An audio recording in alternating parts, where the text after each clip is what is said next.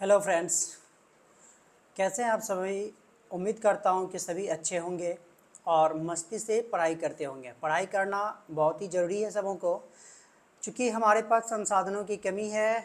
और मैं अभी छोटे से गांव में रहता हूं, जिसके कारण से नेट की काफ़ी समस्या है। और इसको ध्यान में रखते हुए मैं 2-4 मिनट या 5 मिनट का सिर्फ वीडियो अपलोड करूंगा।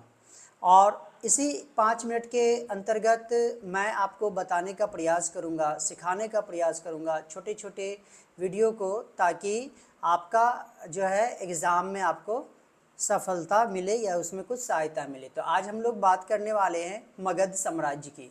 मगध साम्राज्य का उत्थान का क्या कारण था, क्या उनकी विशेषताएं थी।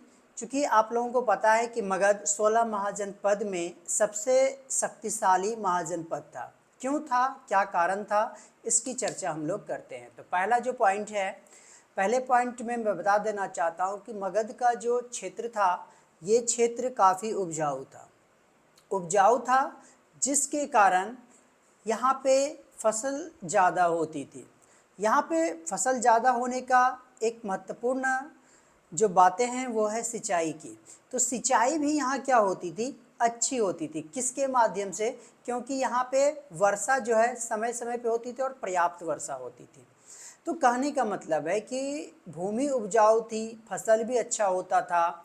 जब फसल आपका अच्छा हो रहा है तो आप अधिक से अधिक फसल हो रहा है तो उसका व्यापार करते हैं।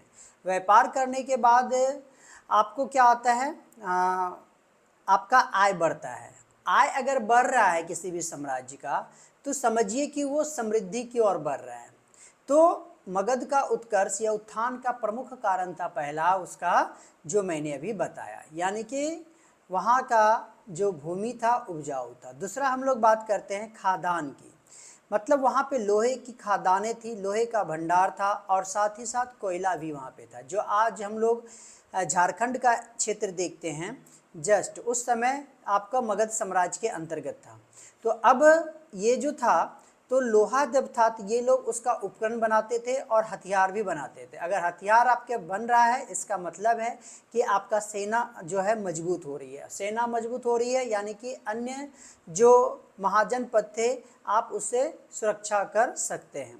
तो दूसरा नंबर भी मोस्ट इम्पॉर्टेंट है। तीसरा नंबर की बात करते हैं हम लोग, तो यहाँ का इस क्षेत्र में ना हाथी जो है अधिक पाया जाता था। हाथी सेना भी इसके पास मौजूद थी।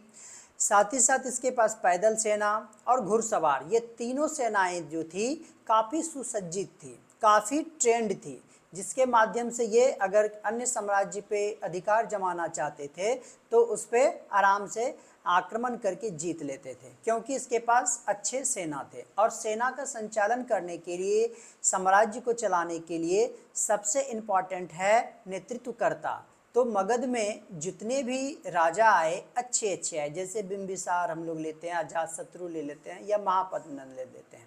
तो मगध के उत्कर्ष में इन राजाओं की भूमिका महत्वपूर्ण रही थी। ओके, अब अगर सुरक्षा की दृष्टिकोण से देखा जाए तो ये चारों तरफ से जो पहाड़ियों से भी घिरे हुए थे और चारों तरफ इसके नदियां भी थे, जिससे जो है ये सुरक्षित अपने आप को महसूस करते थे। तो ये कुछ ऐसे पॉइंट हैं जिसके माध्यम से मगध का उत्थान हुआ था। ओके, तो हम लोग नेक्स्ट वीडियो में इससे संबंधित जितने भी राजा आए थे, प्रमुख राजाओं की चर्चा करेंगे। तब तक के लिए धन्यवाद।